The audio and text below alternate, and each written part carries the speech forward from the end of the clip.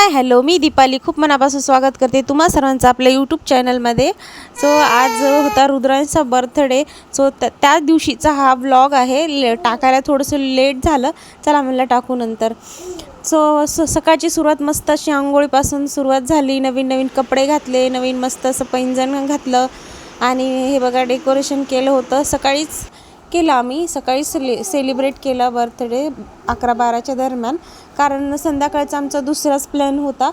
तो त्यामुळं घरी पण ऑक्शन वगैरे केलं, त्याला ओवाळलं, मस्त गोड खाऊ दिला, खाऊ खाल्लं, त्याच्या पप्पाला ओवाळलं, दोघांनाही मस्त असं.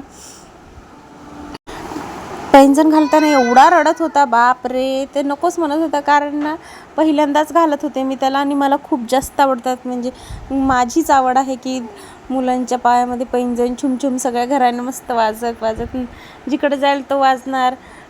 देवांशला पण होते, मी आत्ताच जस्ट काढून ठेवली त्याची. आणि आता आम्ही नवीनच रुद्रांशला केले आहे, ते तर ब्लॉग तुम्ही पाहिलाच असाल. मग मस्त ओवाळून घेतलं आणि मग केक कटिंग केला. छोटंसं असं मस्त डेकोरेशन केलं होतं, छोटंसंच घरच्या घरी. म्हणलं चला घरीच एक ओवाळून घेऊ, नंतर मग बाहेर जाऊ, बाहेरची सुरुवात मग नंतर करू. मस्त बसला होता त्याच्या पप्पाजवळ, रडत नाही काही नाही. पप्पाजवळ असलं म्हणजे बिलकुल रडत नाही, एवढं मज्जा येते दोघांनाही. आणि माझ्याजवळ असलं कीच रडू येते. त्यांना काय माहिती काय प्रॉब्लेम आहे, मलाच सतवतात, पप्पाला बिलकुल नाही सतवत.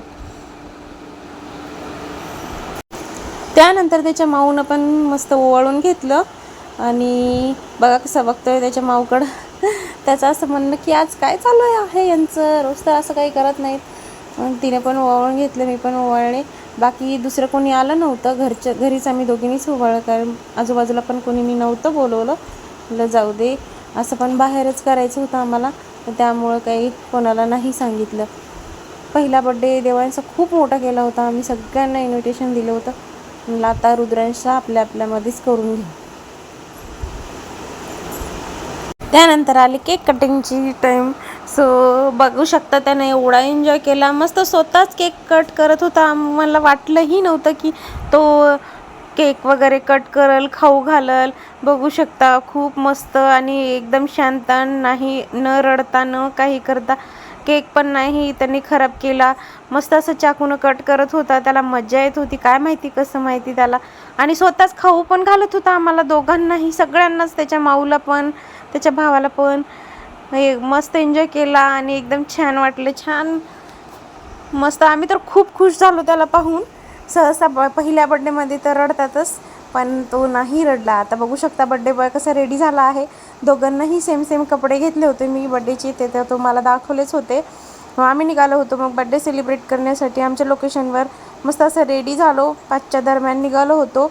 बघू शकता मी पण रेडी झाले, साधं सिम्पलच, आपलं काही ओव्हर जास्त नसते. मग जाताच स्वामीचं बऱ्याच दिवसापासून स्वामींच्या मंदिरात जायची इच्छा होती. चला म्हणलं आज रुद्रांचा बड्डे आहे तर मस्त स्वामींचं दर्शन घेऊ. आणि जवळच नवीनच झालेलं आहे हे, तर सो मग म्हणलं चला जाऊन येऊ, रुद्रांशला पण आशीर्वाद घेऊ आणि आपण पण. तिथं यज्ञ पण चालू होता. सो त्यांनी म्हटलं की याचा बड्डे आहे तर थांबा आपण इथंच बड्डे करू, ऑक्शन वगैरे करू. पण आमच्याकडे एवढा वेळ नव्हता, सो आम्हाला नंतर पण पुढं जायचं होतं.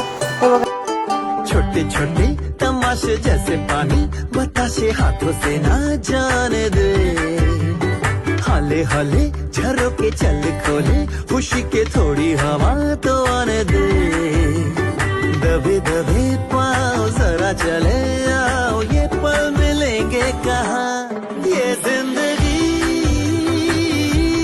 है और क्या, एक चुटकुला हंस दे जरा, खफा खफा क्यों है तू, छोटे छोटे